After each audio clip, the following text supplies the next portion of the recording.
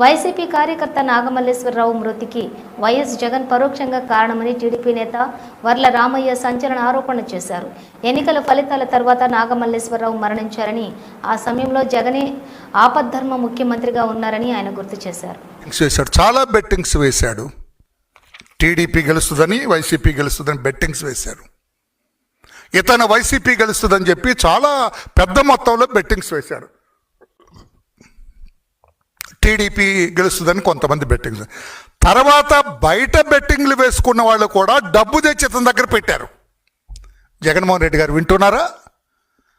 బయట ఊళ్ళో ఆ ప్రాంతంలో బెట్టింగ్స్ వేసుకున్న వాళ్ళు కూడా ఇతను బెట్టింగ్ కింగ్ గనుక ఇతని దగ్గర తెచ్చి పెట్టారు. లక్షలాది రూపాయలు తెచ్చి ఇతని దగ్గర పెట్టారు. 4వ తారీఖు ఎన్నికల ఫలితాలు వస్తాయి, గెలిచిన వాళ్ళకి ఇచ్చేయనా అని. ఆ డబ్బు కూడా ఏం చేశాడు ఈ కొర్లకుంట నాగమల్లేశ్వరరావు?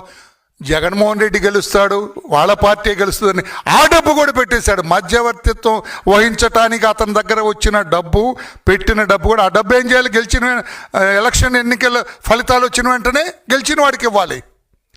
ఆ డబ్బు కూడా ధైర్యంతో వైనాట్ 175, వైనాట్ 175, వైనాట్ 175 అన్నారు కదా జగన్ గారు. మీ కార్యకర్త ఆ మాట నమ్మాడు, వాడి కొంప మునిగింది. మీ మాటలు నమ్మాడు, కొంప మునిగింది. అసలు నన్ను అడిగితే you provoked him to commit suicide. Mister Jaganmohan Reddy, you provoked him. You have indirectly forced him to commit this suicide. నువ్వు వైనాట్ 175 అనకపోతే, పదే పదే చెప్పకపోతే, వాడి బుర్రలోకి నువ్వు ఎక్కించకపోతే ఇంత ధైర్యం వచ్చేది కాదు బెట్టింగ్ పెట్టడానికి కొర్లకుంట నాగమల్లేశ్వరరావుకి. మధ్యవర్తిత్వం డబ్బు కూడా పెట్టడానికి వచ్చేది కాదు. ఆ డబ్బు కూడా ఉపయోగించాడు. దానితో 4వ తారీఖున ఎన్నికల ఫలితాలు వచ్చేటప్పుడు వాడి ఇంటి మీద పడ్డారు జనం. గెలిచాం కదా, డబ్బు ఎక్కడుందో? డబ్బు అయిపోయింది బెట్టింగ్లో. ఈ డబ్బు అయిపోయింది, మధ్యవర్తిత్వం వహించమని ఇచ్చిన డబ్బు అయిపోయింది. దిక్కు తోచల అతనికి. దిక్కు తోచక అతనికి నేను ఇప్పుడు మళ్ళీ వస్తూ కూడా ఎంక్వైరీ చేశా. అతనుకున్న ఆస్తులన్నీ అమ్మినా కూడా ఈ బెట్టింగ్స్ డబ్బు తీర్చలేడట. నాగమల్లేశ్వరరావుకున్న ఆస్తులన్నీ అమ్మినా కూడా ఈ బెట్టింగ్ డబ్బు తీర్చలేడట. అందుకు అన్యథా శరణం నాస్తి అని, ఇక చేసేది లేదు, ఆ బెట్టింగ్ డబ్బులు తీర్చలేనన్న ఒక ఆలోచనతోటి అతను తన జీవితాన్ని తాను అంతం చేసుకున్నాడు. అది వదిలి, ప్లీజ్, అది వదిలి ఆ ప్రభుత్వం అతని మీద దాడి చేసింది, ఆ ప్రభుత్వం ఒత్తిడి చేసింది, ఆ ప్రభుత్వం అతన్ని కొట్టింది, ఆ ప్రభుత్వం అతని మీద ఒత్తిడి. ఏ ప్రభుత్వం? ఆ రోజున ఏ ప్రభుత్వం ఉంది? ఈ మాత్రం ఇంగిత జ్ఞానం కూడా తెలియదా మిస్టర్ జగన్మోహన్ రెడ్డి మీకు? ఆ రోజున ఏ చంద్రబాబు గారు ముఖ్యమంత్రి ఆ రోజున? చంద్రబాబు గారు ఎప్పుడు ముఖ్యమంత్రి? 12వ తారీఖున, జూన్ 12వ తారీఖున ప్రమాణ స్వీకారం చేశారు ఆయన. జూన్ 12కు ముందు వరకు కూడా తెలుగుదేశం ప్రభుత్వం కాదు అధికారంలో ఉన్నది, మీ ముఖ్యమంత్రిత్వంలో అధికారంలో ఉన్నది.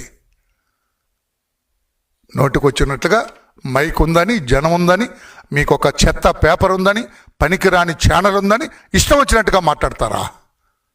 ఏం ఓదార్పు యాత్ర? నీ అనకూడదు. నేను ఏమి యాత్ర మీది?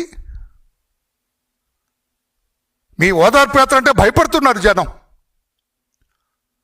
మీరు ఆ రోజు చనిపోయిన రోజున ఎందుకు వెళ్ళలేదు? నిజంగా మీకు కార్యకర్త మీద ప్రేమ ఉంటే ఆ రోజున ఎందుకు వెళ్ళలేదు? అంటే ఈ రోజున రాష్ట్రమంతా కూడా, మన పొరుగునున్న రాష్ట్రం కూడా, తెలంగాణ రాష్ట్రం కూడా,